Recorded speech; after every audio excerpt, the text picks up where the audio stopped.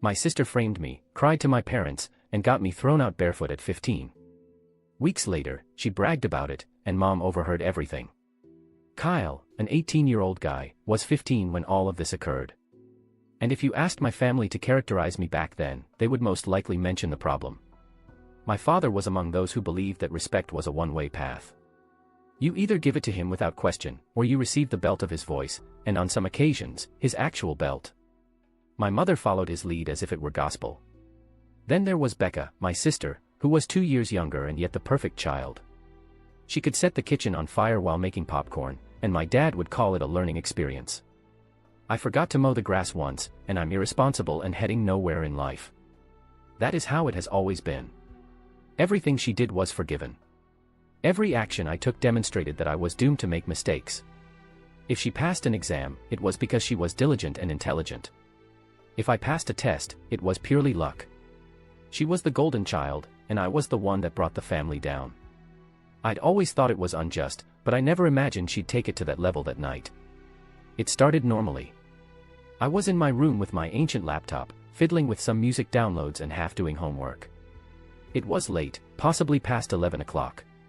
My door swung open so hard that it struck the wall and both my parents stormed in as if I had set off an alarm. My mother's face was flushed and my father's veins were visible on his forehead. Behind them, Becca pretended to cry so hard that she should have received a medal. He stole it. I saw him take it from Dad's wallet. She wailed, pointing directly at me. What? I sat up straight, confused as hell. Dad is already storming across the room, looking around like he's on an investigation show. Then he grabbed my pillow, lifted it, and there it was. Crumpled bills, possibly worth $300 to $400, were pushed behind it. I swear my stomach sank through the floor. I told you. Becca exclaimed, crocodile tears streaming down her cheeks. My head couldn't even process. I had not touched his wallet. I hadn't even gone near it. But before I could say anything, Dad was in my face, jabbing his finger at my chest. You embarrassed this family for the last damn time. You think we didn't notice things missing before? You think we're stupid? I jumped up abruptly, shaking my head. That isn't mine. She planted it. She's lying. Why would I take money when I've been saving every penny I could from babysitting and mowing lawns? Ask Mrs. Novak next door. Enough. He barked so loudly that it rattled my glass.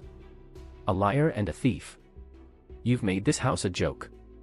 I turned at my mother for support, but she didn't even look me in the eye. She repeated what Dad said. There were no questions, as if it were the law. Meanwhile, Becca stood behind them, head lowered like a saint. But I noticed the sneer, that little flicker of joy on her lips as Dad began tearing up my room, tossing my belongings into a trash bag as if I were some stray they were discarding. Dad, please. It isn't true. I exclaimed, my voice breaking. But it didn't matter.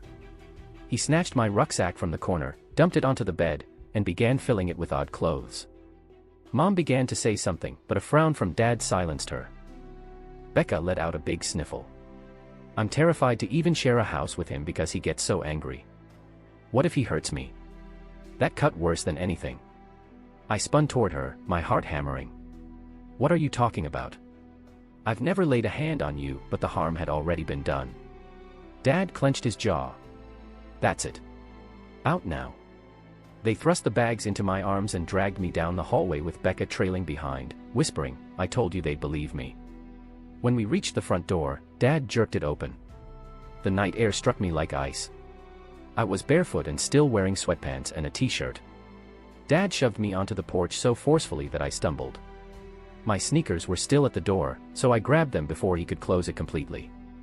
You don't come back here until you're ready to admit what you did and apologize to your sister, he said quietly and definitively.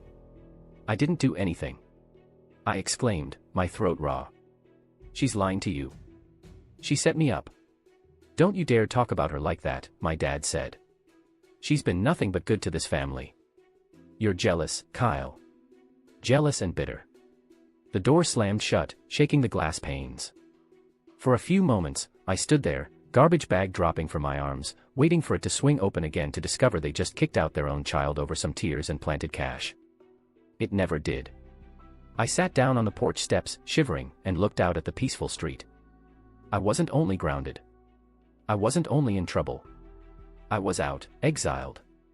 I'm 15 years old and standing outside my own house with nothing but a trash bag of clothes and a backpack. I knew my sister had one. She had their trust, affection, and unwavering commitment, and I was disposable. I recall gripping the trash bag as if it were a lifeline. My chest so tight I could hardly breathe. Part of me wanted to rush back inside and pound on the door until they listened. Another portion realized it wouldn't matter. They had made their choice. And as I eventually stepped off that porch and began heading into the night, one idea burned brighter than the rest. They'd choose to trust her lies than my truth. That's when I understood I wasn't the only black sheep. I had already been cut out of the herd. The first night, I went around the block till my legs hurt. I wasn't even sure where I was headed. It was late and freezing, and I was clutching a garbage bag like a runaway. I considered crashing at the park, but the benches were soaked from sprinklers. Then it struck me. Lindsay lived a few blocks over. She'd been my best friend since middle school, so I believed maybe her folks would let me spend the night. Her eyes widened as she noticed me standing there in sweatpants carrying a garbage bag. She let me in quickly, whispered inquiries, and I informed her that they had kicked me out. She didn't seem astonished, just sad. She gave me a blanket on the floor and some leftover pizza, and I slept more soundly than I had in weeks. Her mother was not as forgiving. The next morning, she approached me privately. She wasn't nasty, just straightforward with me. "Kyle, you can stay for a few nights, but I can't afford another mouth. You'll have to figure something out." I nodded, pretending everything was okay, but my stomach wrenched. Lindsay's mother drove me to school early on the third night and told me I couldn't return. That was it. I placed my garbage bag inside my locker and pretended I had somewhere else to go. From then on, I began couch surfing. A classmate let me crash on their sofa for the night. Another let me remain in their basement but only for tonight. People did not want to cope with the drama in my family. After approximately a week, I was out of alternatives. That was when I began sleeping wherever I could. Behind the gas station in a nook near the dumpsters where the light did not shine. I used to be able to hide until closing time at the library, but the security guy found me after a couple of nights and kicked me out. I tried the school bathroom once, shutting myself in a stall, but someone came in, noticed my bag, and word traveled quickly. Hunger was worse than cold. I had maybe 40 saved from cutting lawns and babysitting. That money was quickly spent on cheap hamburgers and vending machine munchies. Following that, I either missed meals or drank from water fountains. My stomach grumbled loudly in class. I would receive looks. School didn't make things simpler. Becca worked quickly. At the end of the first week, everyone had heard the story. How I stole money from my father, how I was booted out. She made it sound like I was a junkie in training. When I sat down next to them, the kids brought their backpacks closer. Teachers gave me long stares that indicated they'd already been warned about me. As I sat down in arithmetic class, a female moved her notepad. "Sorry, I don't want my stuff stolen," she whispered under her breath, just loud enough for everyone to hear. The entire row snickered. I wanted to yell, but I knew it wouldn't help. One day in the hallway, Evan, a basketball player, shoulder-checked me and yelled, "Watch your hands, thief." I shoved him back out of reflex, and for a brief moment, I believed we were about to swing. A teacher broke it up, but I received the warning, not him. "One more incident, Kyle, and you're suspended." I heard this everywhere I went. Becca shines, I sink. She made it loud enough so that everyone knew she was responsible with money. Unlike some others, I believe she'd catch my glance across the cafeteria, give me a slight smirk, and then resume her lovely demeanor in front of her buddies. She relished every second of it. By the second week, I was a ghost at my own school. Nobody wanted me around. I sat alone, ate alone when I had food, and pretended I didn't care. But internally, it was eating me alive. Nights were the worst. I'd curl up with my backpack and sweatshirt over my face, hoping cops wouldn't bother me or a drunk wouldn't walk by. The chilly concrete caused my back to ache. My shoes were stinky from walking miles every day merely to waste time. And all I could think about was my own family did this to me. Not strangers, not enemies. My sister. One night, I attempted to sneak into the library again. I figured if I concealed better, maybe they wouldn't notice. I curled myself behind a row of shelves and used my bag as a pillow. Around midnight, the guard's flashlight struck me directly in the eyes. He shakes his head. "You can't stay here, kid." He ushered me out the side door as if I were a trespasser. I wasn't sure where to go. And for the first time, the concept struck me. Perhaps this is precisely what they wanted. Perhaps they didn't want me alive anymore. I ended myself curled up behind the gas station among the garbage. I closed my eyes, but all I saw was Becca's smug little face, pretending to cry as my parents shoved me out the door. She had won, at least for now. I kept telling myself that someone, anyone, would eventually listen. Perhaps the adults at school weren't completely blind. Perhaps one of my family would truly have a backbone. I was mistaken. It all started with my father finding me. I'm not sure how he knew where I was. Perhaps Becca told him. Perhaps he just drove around till he saw me. I was seated on a park bench with my hoodie drawn tight when his car's headlight struck me. He came up so fast I feared he was going to run me over. "Get in the car," he demanded, slamming the door behind him. I stayed firmly rooted on the bench. I felt my gut tighten just hearing his voice. "Now," he demanded. I shake my head. "Not unless you're ready to admit Becca lied." His face contorted like if I'd spit in it. "Don't you dare talk about your sister like that. She's been through enough because of you." "Through enough," was my reply. "She planted the money. She framed me and you just believed her." His jaw tightened. He took a step closer, pointing his finger at me as if it were a weapon. "You're going to come home. You're going to admit what you did, and you're going to apologize, or I'll call the police and tell them you've been stealing from stores, begging for money on the street. Do you understand me?" I clenched my purse's latch. "I am not coming home to be treated like garbage again. You can call anybody you want, but I'm not going to admit to something I didn't do." For a brief moment, I believed he was going to swing at me, his fists curled and his face hot. But then he swung around, went back to the car, and took off, leaving me shaking. That was the moment it hit home. He did not want the truth. He only wanted control. The next day at school, I approached the counselor. I thought, hey, maybe they'll believe me if I just lay it all out. I sat in that office, my heart racing. I told her everything. How Becca placed the money, how she brags about it, and how my parents kicked me out. She listened, nodding with that blank expression counselors have. When I finished, she sighed. "Kyle, I understand you're under a lot of stress, but accusing your sister without evidence isn't going to help. Your parents already spoke to us. They're concerned about your behavior. They claimed you were unstable." Unstable. That word affected me the most, as if I were a ticking bomb rather than a youngster camping outside gas stations. "I'm telling the truth," I explained, my voice quivering. She simply shook her head. "Focus on your schoolwork. The best way to show your family you're trustworthy is through your actions. So, basically, suck it up." That's what she intended. I attempted one more angle. I contacted my aunt from a pay phone outside the supermarket. She picked up cheerfully until she heard me speak. Her tone changed as soon as I told what had transpired. "Kyle, this isn't something I can get involved in. Your parents are doing what they think is best. Maybe if you just said, sorry." I hung up before she could finish. My own blood did not want to touch this trash.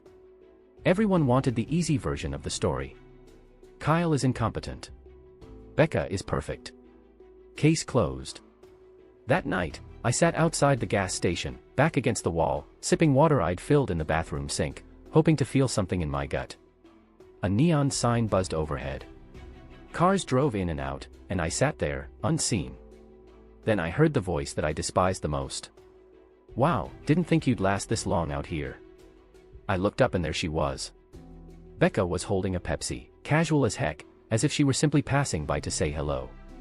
I glared. "Why are you here?" she asked, smirking. "Curious, I guess. I wanted to see how long it would be before you crawled back." My fists clenched. "Why are you doing this to me? You think you had it rough? Try being me. Mom and Dad never let me slip. Not once. Every grade, every chore, every little thing I did was compared to you. If I messed up, it was, don't be like your brother. That's all I ever heard." I frowned, but she continued, her voice low and steady. "Now, for once, I don't have to be perfect. I don't have to prove anything. All I have to do is not screw up like you. And honestly, that's easy. I'm not giving that up. You're sick, I mumbled. Her grin broadened. What's really sick is how easy it was. Everyone already thought you were the screw-up. I just gave them proof. I wanted to shout, shove her or something. But she leaned in, her voice lowering. And if you keep pushing it, if you keep running your mouth about me, I'll make up something even worse, and then you won't just be homeless. You'll be locked up. She stated it calmly and confidently, which made my skin crawl. She wasn't lying. She was already planning her next move. She strolled away as if she hadn't just threatened to destroy what little I had left.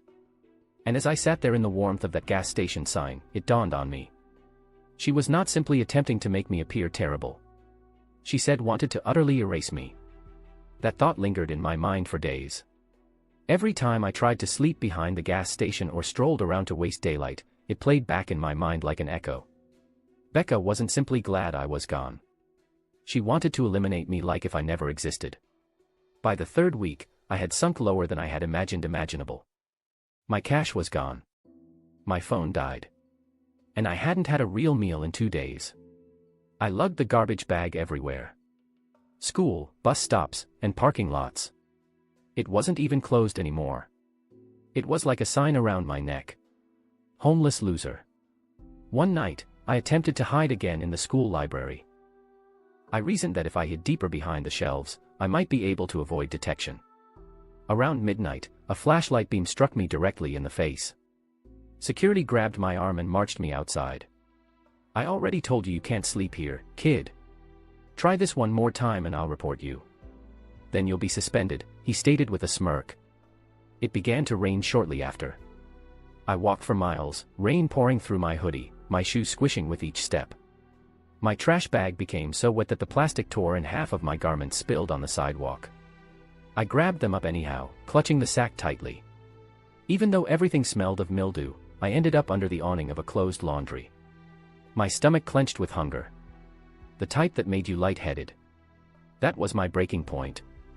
I sat there shivering, thinking, maybe this is it. Maybe I'll just disappear out here and nobody will notice. That's when Lindsay arrived. She came rushing up with an umbrella, hair stuck to her forehead, out of breath as if she had been seeking. Kyle, why didn't you answer your phone? I've been looking for you everywhere. My phone's dead, I murmured. The truth was, I hadn't had a charger in weeks. She crouched next to me, disregarding the puddles that soaked her jeans. You look awful. Thanks, I replied, attempting to laugh, but my voice cracked. She placed a crumpled envelope into my hands. Here, take it. I frowned. What is it? Just open it. Inside was about 60, largely in little banknotes. My throat clenched. Lindsay, I can't. You can. She cut me off. It's my allowance. I don't need it. You do. I could not even speak. I simply nodded, hugging it as if it were the most precious thing in the world. She looked around and lowered her voice. There's something else. Becca bragged at a party. I heard her. She told people she planted the money, that she set you up. My head snapped toward her. She admitted it. Yeah. But nobody believed her. They thought she was showing off. Some even said, even if it was true, you probably deserved it. It was like being kicked in the chest. Deserved it. That's what people thought of me. I rose up and paced under the awning. If I can get someone to back me up. They won't, Lindsay remarked quietly. She's too popular. Nobody wants to cross her. They all think you're already a lost cause. The quiet between us said everything. It wasn't only my parents. Everyone had written me off. That night, I sat in the laundry doorway, dripping wet, my clothes stinking, and my stomach churning. As I glanced at the street, something within me hardened. If no one was going to stand up for me, I would have to do it myself. That evening, after cleaning up in a gas station bathroom, I took my damp garbage bag and began walking. I was not nervous. I was not scared. I was just finished. When I turned down our street, my chest clenched. The house looked the same as before. White siding, flower pots on the porch, the place I grew up in, but it wasn't mine anymore. I waited there for a long time, rain dripping down my hood, before heading up the driveway. I was going to walk through the door and make them hear me. Whether they liked it or not, my fist struck the door 3 times, loud enough to sting my knuckles. For a little moment, nothing happened. Then footsteps. The door creaked open, and there was Becca, as if she had been waiting. Her brows rose and twisted into a sneer. "Well, look who crawled back," she explained. I shoved past her before she could stop me. My wet shoes creaked across the hardwood. "I'm not here to stay. I'm here to talk." My mother's voice echoed through the main room. "Kyle." A second later, she appeared, drying her hands with a dish towel. Dad followed, arms folded and his face already red. "Out now."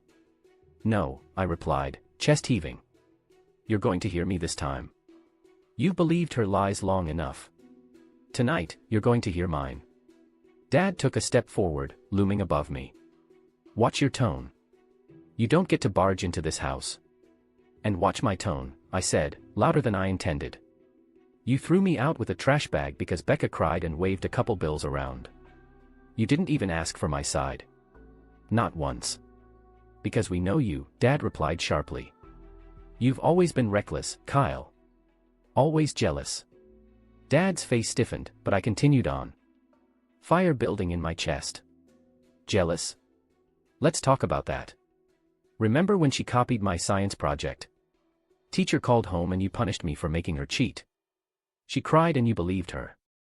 Always the same story. She's the angel. I'm the screw-up. Doesn't matter what actually happened." Dad clenched his jaw. For a fleeting second, I seen something spark in his eyes. He knew I was correct. He knew it. But rather than admitting it, he doubled down. He took a step closer, the smell of aftershave and wrath reaching me. "Don't you stand here and disgrace your family. You've done nothing but pull this house down since you were a teenager. You want me to acknowledge we favored her? Fine, we did. But she earned it. She keeps her grades up, helps your mother, and stays out of trouble. You can't even keep a roof over your head." The words landed harder than a fist. My fists curled, but I forced myself to remain upright. "I can't keep a roof because you threw me out because she framed me and you believed her without a second thought." Behind him, Becca leaned against the wall, sipping from a glass of water as if watching TV, a sneer on her face. I turned toward her. "Go on. Swear right now you didn't plant that money. Look me in the eye and swear it." She tilted her head, lips twitching as if she was about to laugh. "Sure, I swear," she responded, her voice full of sarcasm. I pointed at her, my voice breaking. "You hear that? You can't even take her seriously. She's lying to your faces, and you're still falling for it." Dad's face turned hot, and his hands curled again. Then, out of nowhere, he grabbed a glass from the table and threw it at me. His aim was off, but it blasted on the wall directly close to my head. Shards came down, cutting my arm and cheek. Blood dripped down, but he only pointed at the door, his voice low and quivering with wrath. "Get out before I call the cops and tell them you broke in. You want to keep making scenes? Fine, you can do it from a jail cell." I steadied myself, my breath ragged, my chest thumping, my throat burning, but I refused to cry. "You've made your choice," I remarked quietly. "You picked her. You always pick her. One day, you're going to see her for what she is. And when that happens, don't come looking for me." The room fell silent, except for Becca's gentle chuckle. "Wow," she said under her breath, shaking her head. "Drama much?" I retrieved my luggage from the floor and turned toward the door. Every step felt heavy, as if I were dragging chains. But I did not stop. At the threshold, I swung around one more, staring at everyone. My parents transfixed. Becca smirking. "You think I'm the problem? Fine. But when the truth blows up in your faces, remember this moment. Remember I warned you." Then I wrenched the door open, went into the darkness, and slammed it behind me. The cool air hit me in the face, combining with the sting of the shallow wounds down my arm. I walked quickly, mouth hard, as if putting enough distance between myself and the home would allow me to breathe again. I got halfway down the block before I heard footsteps. Quick and irregular, as if someone were jogging to catch up. "Wait up, bro." I spun around, heart pounding. And there she was, Becca, jogging behind me, calm as usual, her face shining in the dark light of the street lamp. She was smiling as if this were a game for her, as if Dad hadn't just tried to shatter me with a glass seconds before. As Becca stepped onto the porch, I thought I heard the screen door squeak behind her, but I was too preoccupied with her smug smirk to notice. My stomach flipped. "What do you want now?" I demanded, my tone sharper than intended. She slowed to a walk, slipping her hands into her hoodie pocket with a relaxed posture as if she were going for a late stroll. "Relax. I just wanted to see how far you'd actually take this." I glared at her, my fists tightening tight as my arms ached from the cuts. "Farther than you think. I'm done letting you run the show." Her grin grew, her teeth catching in the streetlight's radiance. "You still don't get it, do you? Nobody's ever going to believe you. You can scream, cry, bleed all over the sidewalk. It won't matter. To them, you'll always be the screw-up. And I'll always be the one they're proud of." "Proud?" I sneered, shaking my head. "You destroyed me." "Destroyed you?" she repeated, twisting her head as if I had uttered something amusing. Then her voice lowered. "Cruel. I didn't destroy you. I just gave them proof of what they already believed. That was the smartest thing I've ever done." My stomach turned, my chest tightened. "Say it again," I said, moving closer. She leaned in, her voice a whisper as if she wanted to enjoy every word. "I framed you.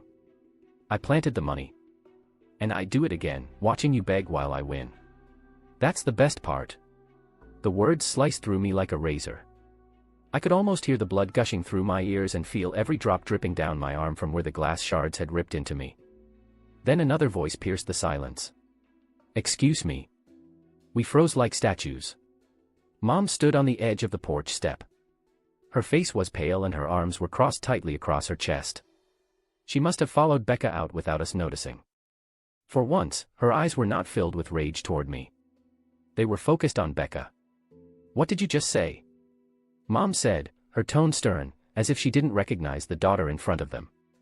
Becca stiffened, the smirk slipping straight off her face. "Mom, it was nothing. He's twisting it." "Don't lie to me," Mom said, walking down onto the sidewalk. Her voice shook, but her expression was dead serious. "I heard you. You admitted it. You said you planted the money." For the first time in weeks, I felt something crack open inside me, a glimmer of hope. My chest clenched and words tumbled out before I could control them. "You heard her, Mom. You finally heard her." Becca's mouth opened and then closed again. There are no excuses, phony tears, or quick spins on the story. She was rattled.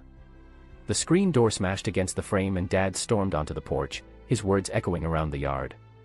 "What's going on?" Mom turned to face him, her hands shaking. She admitted it. "Martin, she just admitted she framed Kyle."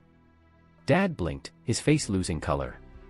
His pace slowed as he approached the bottom of the porch as if he wasn't sure he wanted to hear the response. He looked at Becca, his jaw set. "Is that true?" Becca's lip twitched. She looked between me, Mom, and Dad, panic flashing through her eyes.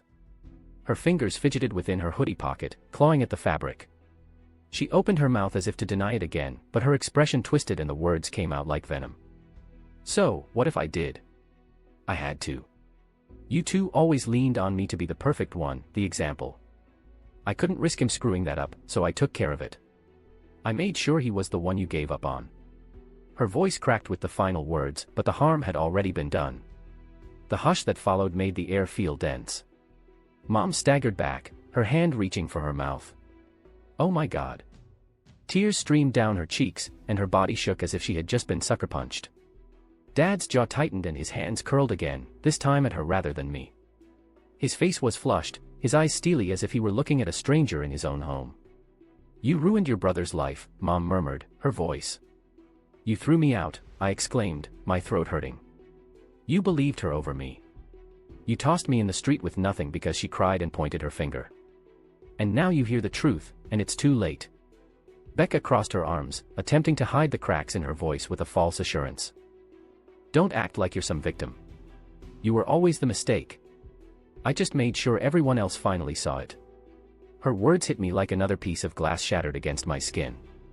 I clenched my fist tighter, not to hit her, but to keep myself from collapsing. The silence extended. Mom sobbed openly. Dad simply gazed, gutted, as if the ground had been pulled out from beneath him. And I stood there in the street, bleeding and exhausted, but ultimately vindicated. Now they knew the truth, but it didn't erase the fact that they'd picked her over me when it counted the most. It was too late to repair the harm. The yard fell silent following Becca's confession. Mom froze, tears streaming down her cheeks. Dad seems to have lost his composure. Becca attempted to cross her arms and appear tough, but her hands shook. For once, her little act did not work. I walked forward, drying blood streaking on my arm from the glass pieces that had cut me. My voice was rough and steady. You don't just get to stand here and act shocked. You ruined me. You tossed me out with nothing. Let the whole neighborhood think I was a thief because it was easier to believe her fake tears than your own son. You don't fix that with a couple words. You're going to fix it the right way. Dad snapped his head toward me as if he couldn't believe I was still speaking. Watch your tone. No, I replied firmly. You don't get to tell me how to talk anymore. You lost that when you threw me out. If you want me to even think about stepping back in that house, you're going to clear my name publicly. Mom blinked back tears. Publicly. I nodded. You're going to write a post on Facebook, on the church page, in the family group chat. I don't care where. You're going to tell everyone the truth, that I never stole. That you spoiled Becca and let her lies destroy me. You're going to admit it for everyone to see. Otherwise, I'll do it myself. And trust me, I'll include everything, including how Dad threw a glass at me tonight. Dad's cheeks turned red. We don't air family business online. I laughed bitterly. You already did when you threw me in the street with a trash bag. You let Becca's story run wild at school, at church, with neighbors. You were fine letting everyone whisper about me. Now you're going to be fine undoing it. Mom's weeping intensified. She turned to Dad, her voice breaking. Martin, he's right. We did this. We let it happen. She waited for him to respond as she always did, but he remained stiff, fists tight, and no words came out. For the first time, his silence did not protect her. It dragged her down with him. Mom had always been obedient to Dad's instructions. She repeated every penalty, rule, and phrase he had spoken. But tonight, his silence wasn't sufficient. He was losing control, and she recognized it. Her hands shook as she took out her phone. If you won't say it, Martin, she muttered, then I will. Dad's look pierced through her as if she had betrayed him, but she did not stop. Her fingers trembled as they lingered over the screen.